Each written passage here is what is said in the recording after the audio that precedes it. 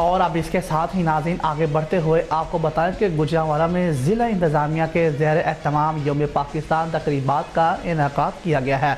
यौम पाकिस्तान परचम कुचाही की गई है और मरकज़ी तकरीब कायदे आज़म डिविजनल स्कूल एंड कॉलेज में मुनक़िद हुई है। परचम कुचाही यौम पाकिस्तान सेमिनार्स, मिली नगमों, तकारीरी मुकाबलाजात का इनेकाद किया गया है और प्लान फॉर पाकिस्तान शजरकारी मुहिम के तहत शजरकारी भी की गई है और असिस्टेंट कमिश्नर वज़ीराबाद मोहम्मद सलीम आसी, NPA वकार अहमद चीमा और DD कॉलेज निज़ामाबाद कॉलेज में मुनक़दा तकरीब में शरीक हुए और असिस्टेंट कमिश्नर कामों की खुर्रम मुख्तार ने गवर्नमेंट डिग्री कॉलेज और उमैर शहीद स्कूल में मुनक़दा तकरीबात में शरीक थे।